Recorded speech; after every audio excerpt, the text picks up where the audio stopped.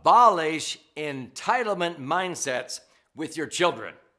In this episode, I'm going to address why leaving behind K.A.S.H, cash, is far more valuable than leaving C.A.S.H, cash. This is important if you want to abolish entitlement mentality with your kids and grandkids.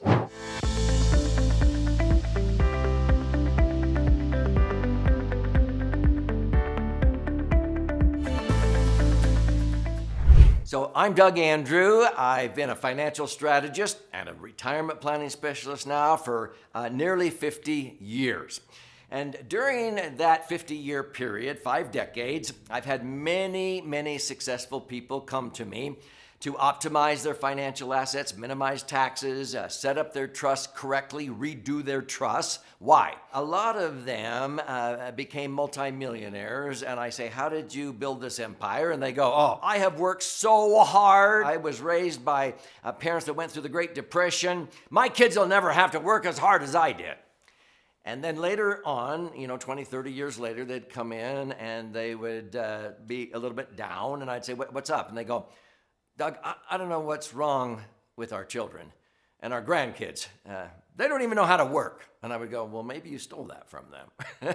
Maybe in your effort to make life easy for them, you stole the opportunity for them to struggle and overcome their challenges and grow, because you always said that's what made a man out of you. And so then we have to go back and try to abolish the entitlement mindset, because the kids are like, hey, Dad, Grandpa, will you pay for? When do I get my share? So this is why I began to help people understand really about the most important type of cash, K-A.S.H. So when people ask me, Doug, what is it that you do? I say, well, we like to help people optimize their assets. But when we talk about assets, it's more than just money. So I sometimes will draw a big A on a napkin if I'm at a restaurant and say this stands for abundance. And when we talk about true or authentic wealth, when we say the word assets, what kinds of things do most people think of first? And they'll usually go, well, your house, your cash, your real estate, stocks and bonds. And I go, yep, those are just material possessions though, aren't they? They're just things. But that's what most people think of first. We put those under the financial dimension. But life is really a three-legged stool. Let me ask you this. What are the most important assets that you value, that you cherish, that you possess on this earth? Now they know I'm not talking about money, and they'll usually say, well, family, health, values. Yeah, these are human assets. They are our core assets. We put these under the foundational assets for abundant living, okay? It includes your spirituality, talents, future heritage, character, your charitable foundations, and so forth. Now, a lot of times, if they haven't mentioned this, or they have, there's a third category of assets that involves the wisdom that we gain throughout our life. That's our intellectual assets. So when we talk about wisdom, wisdom is a product of knowledge times experiences. That gives us our wisdom. But our formal education, reputation, systems, methods, traditions, alliances, ideas, and skills. So these are the 3 dimensions of what I call authentic wealth. It's like a 3-legged stool, okay? And so when I talk to these people, I'll say, well, let's say you were going to be playing in a golf tournament, and you had the choice of using a professional golfer like Phil Mickelson's swing, or you could use his clubs. What would you choose? And they go, oh, the swing, not the clubs. I said, yeah. See, most financial advisors focus on the clubs or the commodity. Buy this stock or bond or mutual fund or gold or silver. It's not in the commodity, it's in the strategy. Okay, that's why I call it indexing. That's a strategy, and you can search this channel for those episodes. But see, a lot of estate planning attorneys seem to focus on dividing up the golf clubs and the trophies when you die among the kids and the grandkids. Ha! I'd rather leave behind the swing. In other words, how to fish to my kids and grandkids instead of just dumping a bunch of fish in their lap. This is why it's very dangerous to leave behind just monetary wealth thinking that's your legacy. A lot of people flat out give up choice and control because they don't understand how to redirect otherwise payable taxes. I'm a red-blooded American. I think we should all pay our fair share of tax by taking ownership. And you can give taxes or charitable contributions, but you can give your time and talent, and you'll end up far better off. So I talk about the stories of the Vanderbilts versus the Rothschilds in my books, and I want to gift you a copy of my book that explains this, so stay with me to the end. But if you got to go, you be sure and subscribe to this channel. It's free, and click the little bell so you'll be notified every time I post a new educational video. But stay with me. I'm going to gift you a book at the end here. See, Cornelius Vanderbilt, known as Commodore, was like the Bill Gates of his time, the richest man on earth when he died in 1877. He wasn't very philanthropic. He only left behind less than 1% of the $105 million that he was worth when he died to Central University, which became Vanderbilt University. Do you know it took 96 years until 1972 before 120 of his descendants gathered together at Vanderbilt University for their first family reunion? There wasn't a millionaire left in the bunch. It was all gone. Shirt sleeves to shirt sleeves, 3 generations. In fact, the third going to the 4th generation were like, what? The money's all gone? We're now one of them? We have to work? Yeah, it was amazing. And it's not just in America. In Asia, it's rice paddy to rice paddy in 3 generations. In Europe, it's clogs to clogs in 3 generations, okay?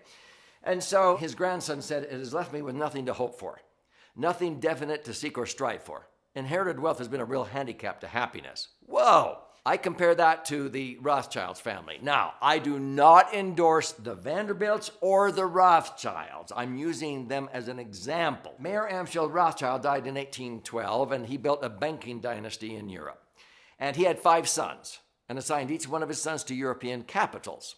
And they would communicate back and forth with homing pigeons, when to buy, when to sell. The point is, when he died, he did not leave behind an inheritance or an entitlement. He left behind a system. I call it a family bank. It is not a chartered bank like down the street. It's a conceptual bank, a repository. And there were 3 rules. They loaned their heirs money, and the loans had to be repaid, or they went into joint ventures. If you needed help with a college education, you had to apply. You could borrow at a nominal interest rate. When you graduated and started working and making money, you paid the loan back like a normal student loan to the family bank so that your kids and grandkids would have the same resource, okay? The second is the knowledge and experiences you gained by succeeding and failing had to be shared with other family members horizontally, not just vertically. All the knowledge and experiences. If you did not share, you were out of the loop. Sharing is having more. The third rule is the family gathered at least once a year to reaffirm its virtues and intentions, or they could not participate in the perpetual family fund, the family bank, so to speak. Guess what happened to the Rothschilds' wealth? Yeah, it grew and it flourished. The Vanderbilts dissipated and disappeared. So, there's a false belief pattern. I'm going to give 3 of them to you. Equal distribution is the fairest way to treat those you care about. Most trusts, I ask people when I speak, how many of you have a trust? And, half the audience raises their hands, and then I go, I guarantee you your kids will never read that trust except one page that says how much they get. But most trusts are equal distribution trusts because it's the easiest way, because once they find out your net worth, what's the first question they ask? Now, how many kids have you got? Because what are they going to start doing? Dividing it up. That's the number 1 rule if you want to destroy, divide and conquer. No, united we stand. But as soon as you die, chunk, chunk, chunk, chunk, they divide up, sometimes killing the goose, laying the golden eggs. The investments, the real estate, the company. Oh no, we got to sell it. To divide it up, we got to be fair. And somehow we think that is the fairest way, is equal distribution. Well, I'm going to dispel that here, because regardless of its complexity, traditional financial and estate planning in America is a process of 4 Ds. They divide it up, they defer thinking they're saving tax or whatever, and then it gets dumped on ill-prepared heirs, and then it dissipates like the Vanderbilt fortune.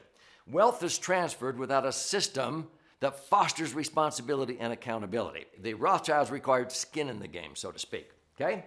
So Abraham Lincoln said, the worst thing you can do for those you love is the things they can do for themselves. Robert Frost said, every affluent father wishes he knew how to give his sons the hardships that made him rich. But we don't want to see our kids suffer, and what happens is we bail them out and we rescue them, and it actually makes them weak. Just like a butterfly that's trying to emerge from a chrysalis, if you help it out when it's struggling, it will die. And so you want to give them a hand up, but not a handout, or they're going to rely on the handouts. Is this making sense? Equal opportunity versus equal distribution.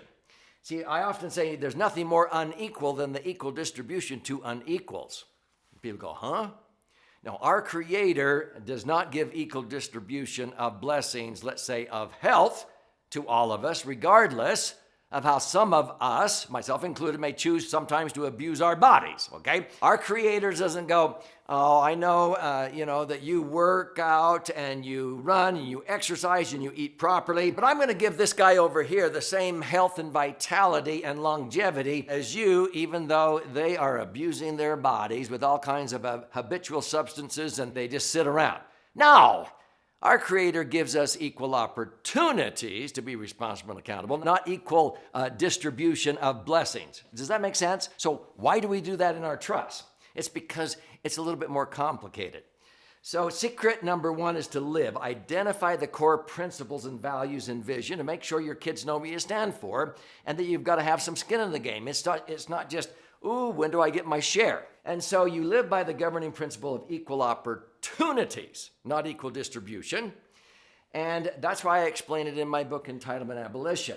And I'm going to gift you a free copy of this book at the end, so stay with me as we go through. But this concept is explained in this book. It's got 12 chapters, 200 pages. I would recommend you create a motto, slogan, laws, manifesto, creed, values, and vision document. We have all of these in our family for our kids and grandkids into perpetuity.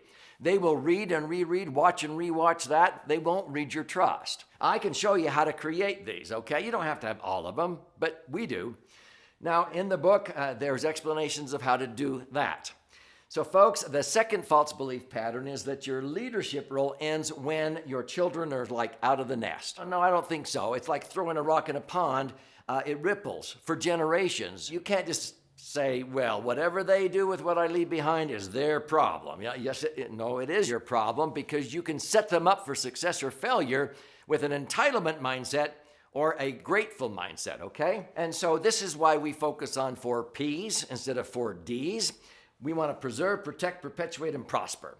You want to have a system where true wealth is passed down with responsibility and accountability. You require skin in the game. They can borrow and pay the loan back. They can work it off. They can do this. There's several examples in the book that talk about this. But it's really these 3 dimensions, all these assets that we want to make sure we leave behind in a perpetual cash fund. This is like a family bank, like the Rothschilds. Now again, this is a conceptual bank, but what does it mean? You can make deposits and withdrawals as a child or grandchild responsibly with the money, but also you want to have the knowledge, attitude, skills, and habits captured so that they understand what made you tick and they learn from your experiences. So that's why it's K.A.S.H. It means knowledge, attitudes, skills, and habits. This cash is way more important than leaving behind the C.A.S.H. Does that make sense? This is really being healthy, wealthy, and wise in all 3 areas or dimensions of your life. How to live, love, learn, give, and earn. And now you are empowering them instead of enabling them with this entitlement mindset. The second secret is to lead. You want to lead your legacy using powerful principles, tried and proven concepts. We have 22 tools when you read this book that you can utilize to help abolish entitlement mindset with your kids and grandkids. And it'll be one of the greatest things you ever do. So I recommend you conduct family retreats with a purpose. We have an annual Grandpa's Camp. You can read about it in the book. The third false belief pattern, you will understand also that by leaving behind a monetary inheritance, you think you've blessed your posterity with a legacy? No. Hopefully you're rethinking your thinking. The real secret is to leave, create a systems to intentionally leave behind your K.A.S.H, knowledge, attitude, skills, and habits, the swing instead of the clubs, how to fish instead of dumping fish. You do that in a family legacy bank, and you can read how to do that. And you have rules of governance that if they come up with half or a scholarship, you might match half. Or you might loan them money and they can pay it back with money or working it off or doing something, but it's just not a handout. So these are why I call them the 3 dimensions of authentic wealth.